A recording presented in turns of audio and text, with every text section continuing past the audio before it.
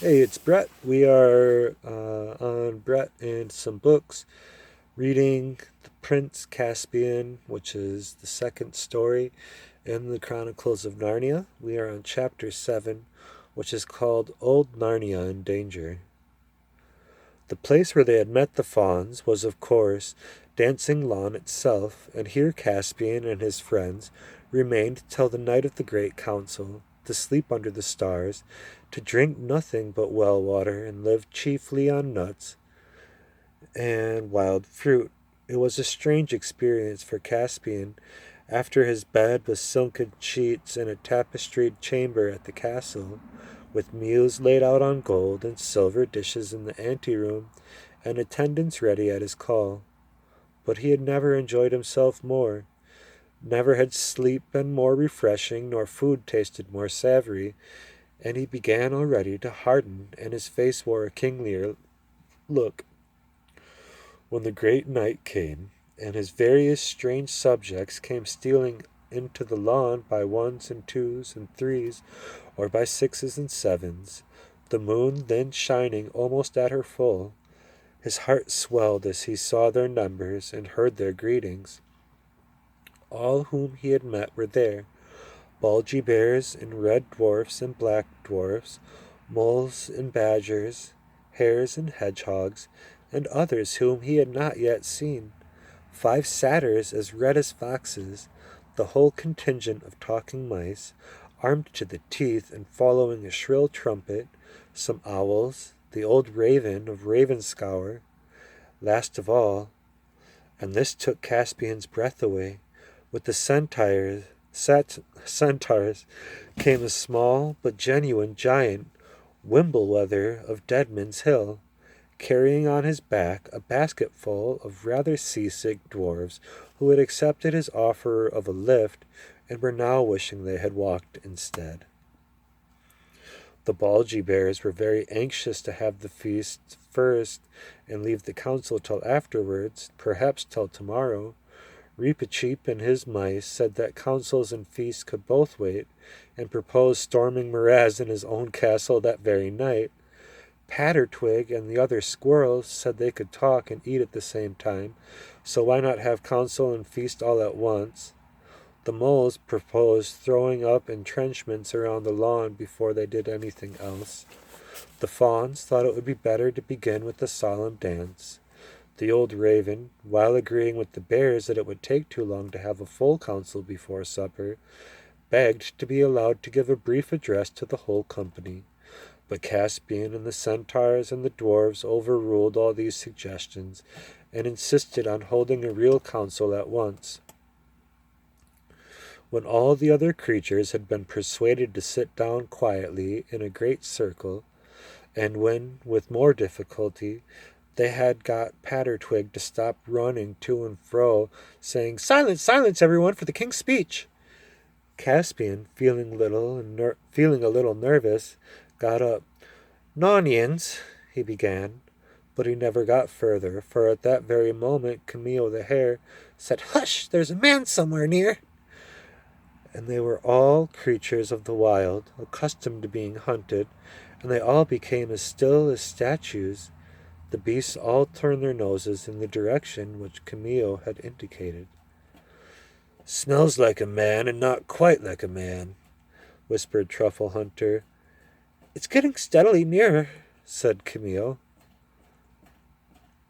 "2 badgers and you 3 dwarfs, with your bow at the ready, go softly off to meet it," said Caspian. "We'll settle 'em," said a black dwarf grimly, fitting a shaft to his bowstring. "Don't shoot it if it is alone," said Caspian. "Catch it." "Why?" asked the dwarf. Do as you're told," said Glenstorm the centaur. Everyone waited in silence while the 3 dwarfs and 2 badgers trotted stealthily to the trees on the northwest side of the lawn. Then came a long, sharp, dwarfish cry. "Stop! Who goes there?" And all of a sudden, a moment later, a voice which Caspian knew well could be heard saying, All right, I'm unarmed. Take my wrists if you like, worthy badgers, but don't bite through them. I want to speak to the king. Dr. Cornelius, cried Caspian with joy, and rushed forward to meet his old master. Everyone else crowded around. Puh, said Nickabrick. A renegade dwarf, a half and halfer. Shall I pass my sword through its throat? Be quiet, Nickabrick, said Trumpkin. The creature can't help its ancestry. This is my greatest friend and the saviour of my life, said Caspian, and anyone who doesn't like his company may leave my army at once. Dearest doctor, I'm glad to see you again. However did you come to find us? By a little simple magic, your majesty, said the doctor, who was still puffing and blowing from having walked so fast. But there's no time to go into that now. We must all fly from this place at once. You are already betrayed, and Miraz is on the move. Before midday tomorrow you will be surrounded. Betrayed, said Caspian, and by whom? Another renegade dwarf, no doubt, said Nickabrick. By your horse Destroyer, said Dr. Cornelius. The poor brute knew no better. When you were knocked off, of course, he went dawdling back to the stable and the castle. Then the secret of your flight was known. I made myself scarce, having no wish to be questioned about it in Miraz's torture chamber. I had a pretty good guess from my crystal as to where I should find you. But all day, that was the day before yesterday, I saw Miraz tracking parties out in the woods. Yesterday I learned that his army is out. I don't think some of your pure-blooded dwarves have as much woodcraft as might be expected. You've left tracks all over the place. Great carelessness. At last any something has warned Miraz, so that old Narnia is not so dead as he had hoped, and he is on the move. Hurrah! Said a very shrill and small voice from somewhere near the doctor's feet. Let them come. All I ask is that the king will put me and my people in the front. What on earth? Has your majesty got grasshoppers or mosquitoes in your army? After settling down and peering carefully through his spectacles, he broke into a great laugh. By the lion, it's a mouse. Señor Mouse, I desire your better acquaintance. I am honored by meeting so valiant a beast. My friendship you shall have, learned man, piped Reepicheep, and any dwarf or giant in the army who does not give you good language shall have my sword to reckon with. Is there time for this foolery? Said Nickabrick. What are our plans? Battle or flight? Battle if need be, said Trumpkin, but we are hardly ready for it yet, and this is no defensible place. I don't like the idea of running away, said Caspian. Hear 'em, said the bulgy bears. Whatever we do, don't let us have any running, especially not before supper, and not too soon after it neither. Those who run first do not always run last, said the centaur, and why should we let the enemy choose our position instead of choosing it ourselves? Let us find a strong place. That's very wise, your majesty, that's wise, said Truffle Hunter. But where are we to go? Said several voices. Your majesty, said Dr. Cornelius, and all you variety of creatures, I think we must fly east and down the river to the great woods. The Telmarines hate that region. They have always been afraid of the sea, and of something that may come over the sea. That is why they have let the great woods grow up. If traditions speak true, the ancient Cair Paravel was at the river mouth, and that part is friendly to us and hateful to our enemies. We must go to Aslan's How? Aslan's how, said several voices. We do not know what it is. It lies in the skirts of the great woods, and is a huge mound which Narnian raised in very ancient times over a very magical place, where there stood, and perhaps still stands, a very magical stone. The mound is all hollowed out within to two galleries and eaves, and the stone is the central cave of all. There is room in the mound for all our stores, and those of us who have the most need for cover and are most accustomed to underground life can be lodged in the caves, and the rest of us can lie in the wood. At a pinch, all of us, except this worthy giant, could retreat into the mound itself, and there we should be beyond the reach of every danger except famine. It's a good thing we have a learned man among us, said Truffle Hunter, but Trumpkin muttered under his breath, Soup and celery, I wish our leaders would think less about the old wives' tales and more about the victuals and arms. But all approved of Cornelius's proposal, and that very night, half an hour later, they were on the march. Before sunrise, they arrived at Aslan's house.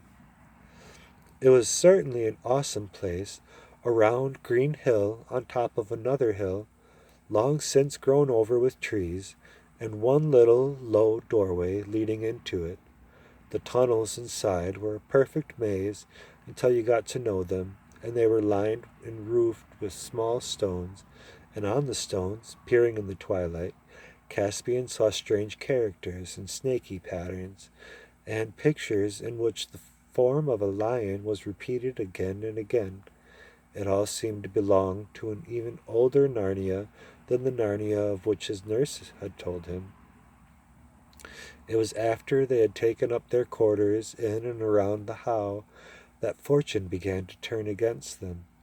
King Miraz's scouts soon found their new lair, and he and his army arrived on the edge of the woods, and as so often happens, the enemy turned out stronger than they had reckoned.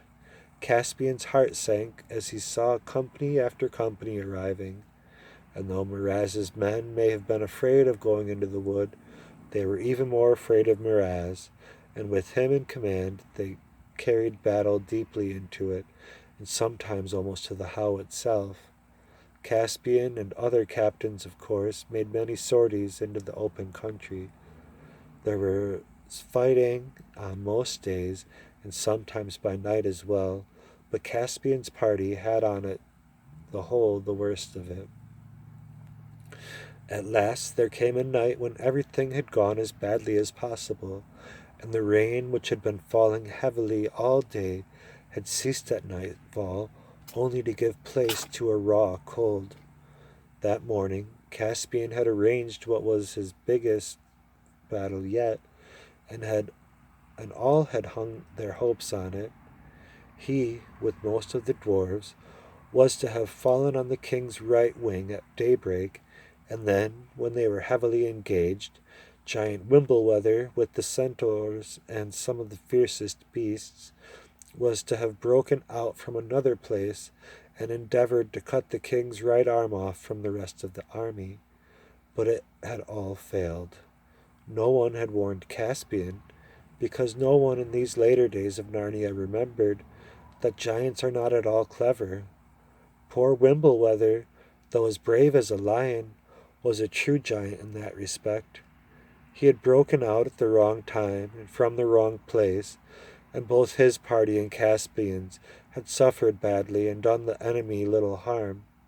The best of the bears had been hurt, a centaur terribly wounded, and there were a few in Caspian's party who had not lost blood. It was gloomy company that huddled under the dripping trees to eat their scanty supper. The gloomiest of all was giant Wimbleweather. He knew it was all his fault.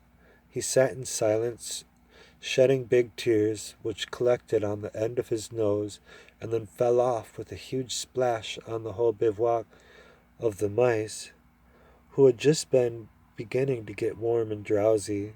They all jumped up, shaking the water from their ears and wringing their little blankets, and asking the giant in shrill but forcible voices whether he thought they weren't wet enough without this sort of thing. And then other people woke up and told the mice they had been enrolled as scouts and not as concert party, and asked if they couldn't keep quiet. The Wimbleweather tiptoed away to find some place he could be miserable in peace, and stepped on someone's tail, and somebody, they say afterward it was a fox, bit him, and so everyone was out of temper. But in the secret and magical chamber at the heart of the How, King Caspian, with Cornelius and the Badger and Knickerbrick and Trumpkin were at council. Thick pillars of workmanship supported the roof. In the center of the stone itself, a stone table, split right down the center and covered with what had once been the writing of some kind. But ages of wind and rain and snow had had almost worn them away. In old times, when the stone table had stood on the hilltop, and the mound had not yet been built above it, they were not using the table nor sitting around it. It was too magic a thing for any common use. They sat on logs a little way from it, and between them was a rough wooden table on which stood a rude clay lamp, lighting their pale faces and throwing big shadows on the walls. "If your majesty is ever to use the horn," said Truffle Hunter, "I think the time has now come."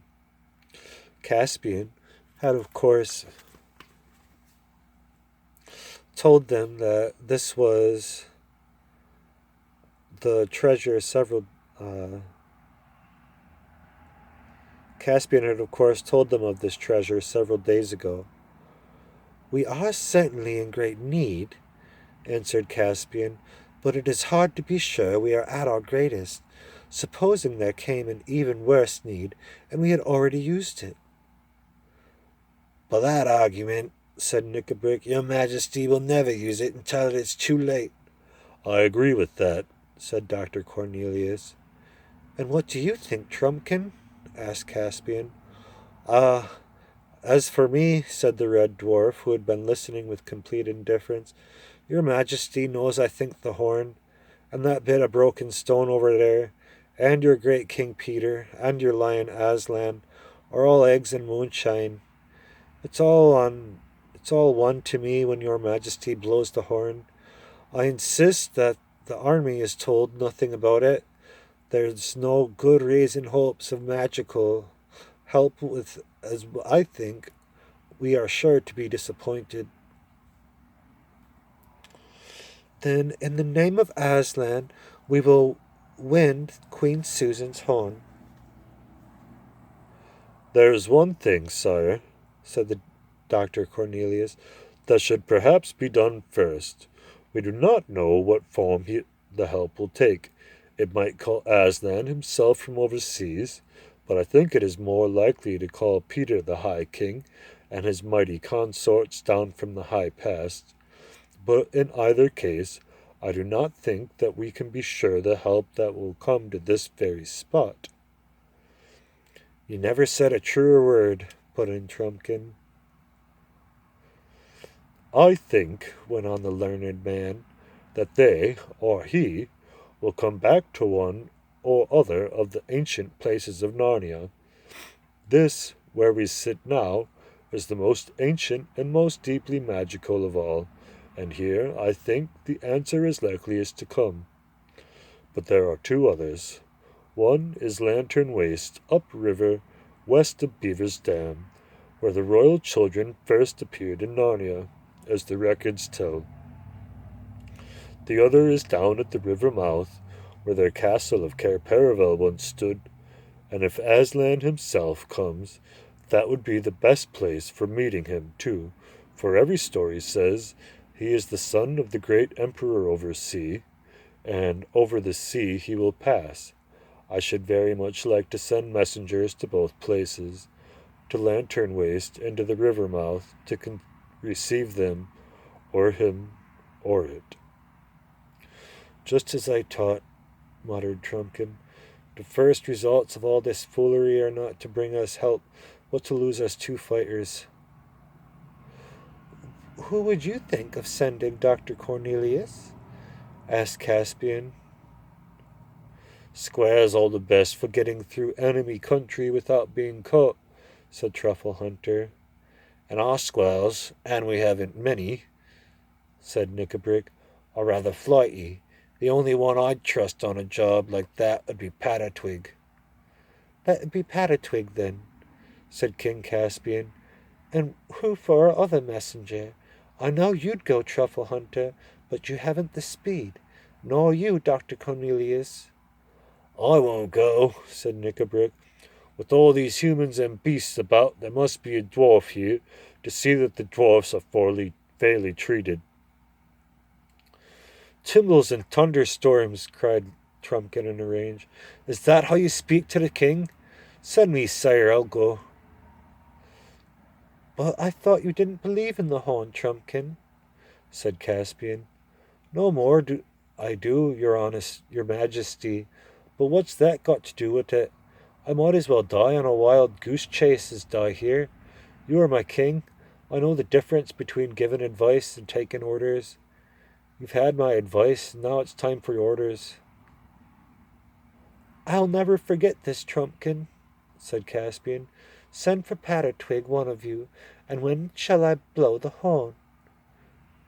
I would wait for sunrise, your majesty, said Dr. Cornelius. That sometimes has an effect in operations of white magic. A few minutes later, Patatwig arrived and had his task explained to him. As he was, like many squirrels, full of courage and dash and energy and excitement and mischief, not to say conceit, he no longer heard it when then he was eager to be off.